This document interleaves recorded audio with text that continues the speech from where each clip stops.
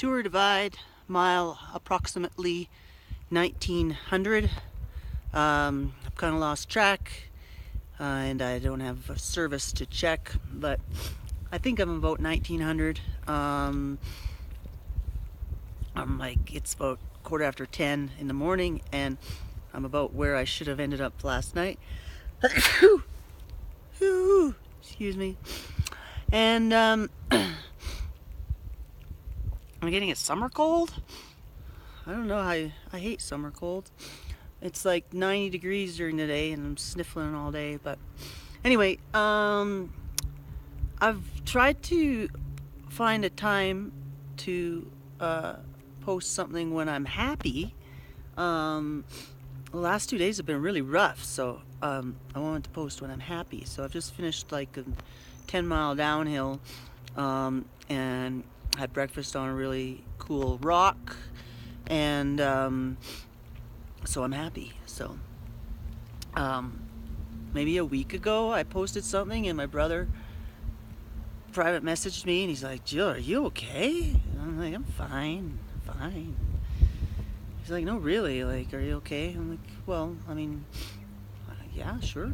But like, it made me really think, like, my brother, when the guy with the inoperable brain tumor is asking you if you're okay, you kind of have to pause and really think. But I just want everyone to know that I really am okay. Like, this is my holiday.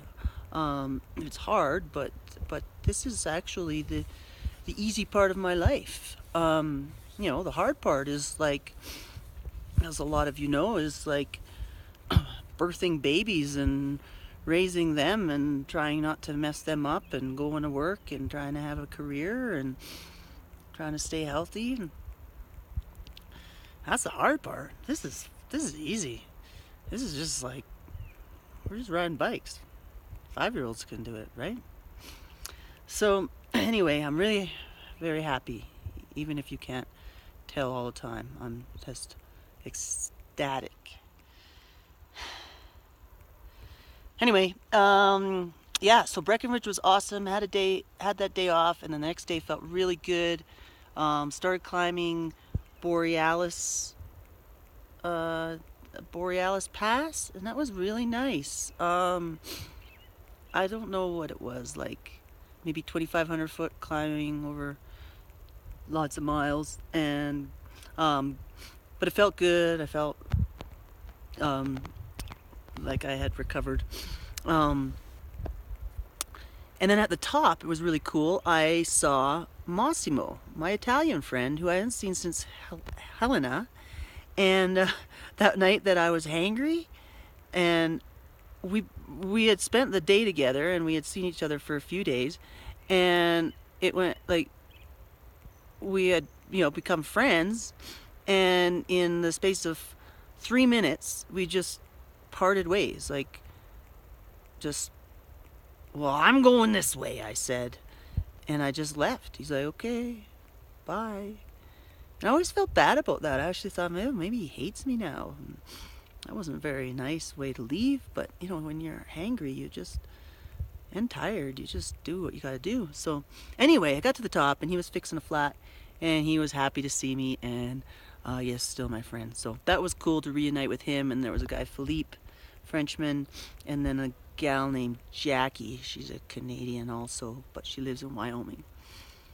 Anyway, we all started bombing down and we all missed our turn at various points. I think I went the least amount wrong, which was a mile. Had to go back up a mile, get back onto the trail. And Philippe, I think he went down like 6 miles or something horrible. Anyway, so I never saw him again. We all went down, and just, I don't know, it's kind of a cool descent, and then back on a single track, and then back onto fire roads, and then back onto country roads, and then it was a really nice descent, and then into a town called Hartzell, and we all had lunch, and more of my old friends showed up, friends that I knew from early on, but then had left behind, and then because taking a day, they'd all caught up, so I had a little reunion with Remember Colorado Co? He's had like everything go wrong, and he's still going. So I saw him, and then I saw uh, Flo, Co and Flo from Holland. Flo I had seen right before I hooked up with the bromance. I had yo-yoed a bit with Flo. He's really fast, but he had this weakness, which was Netflix. So he would get and stay at hotels, and he'd watch House of Cards all night, and then he'd watch House of Cards, another episode in the morning. So that slowed him down. It was really cool. And he's like, "Well, I'm out of House of Cards, so I'm done." I'm like, "Shit, we got to find something else for Flo to watch," because he was really cool and very Dutch, which is always so fun. Um, but anyway, I hadn't seen him. Oh yeah, and then that was the day that he broke down, and we tried to help him at the top of, I think it was Union Pass, and then never saw him again. But anyway, he's caught back up after getting everything repaired, and yeah. So then we all left Hartzell, and we had another, you know,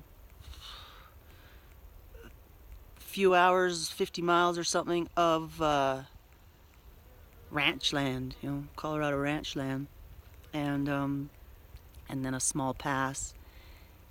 But that's when the headwinds really started.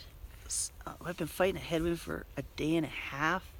So that started for the second half of our day 2 days ago, going out of Hartzell, and then up and over this pass. I ended up going over this pass in the dark, and then coming down, and my Garmin stopped working. I've been having recharging issues. That's a whole nother story. I know what I'll do different next time, for sure. Several things on the electronics front, but so I didn't have a map, and it was in the dark, and I managed to get the map on my phone till my phone died. And then I just, got to the top of the pass and hoped I was on the right course and bombed down. And then I caught up with Jackie, who was visiting with the guy at the side of the road.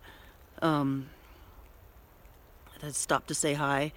And yeah, so I caught up with Jackie, and then Flo caught up with us, and the three of us went into town, Salida, which is apparently a cool town, but I didn't see it because it was dark.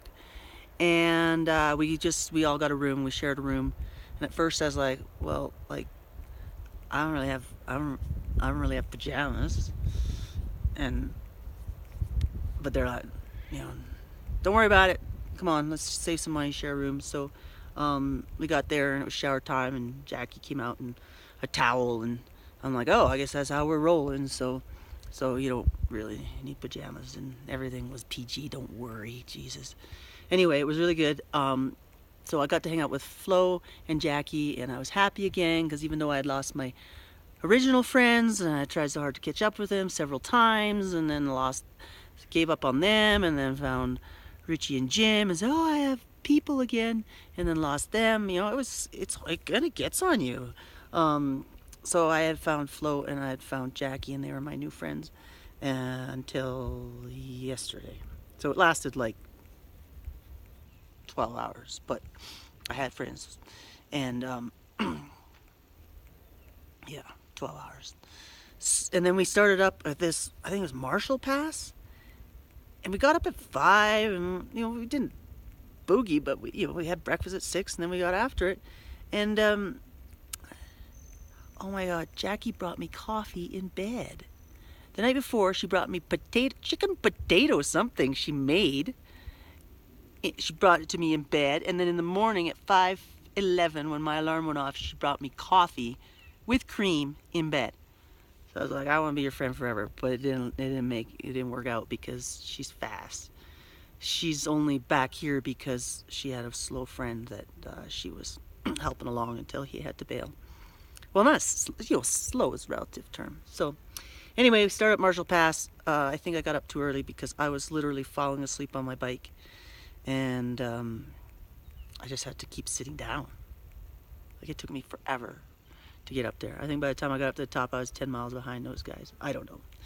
Anyway, got to top of Marshall Pass, and then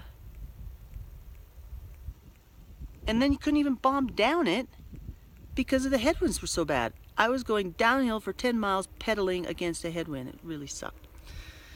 Anyway, then we stopped at some like truck stop / town.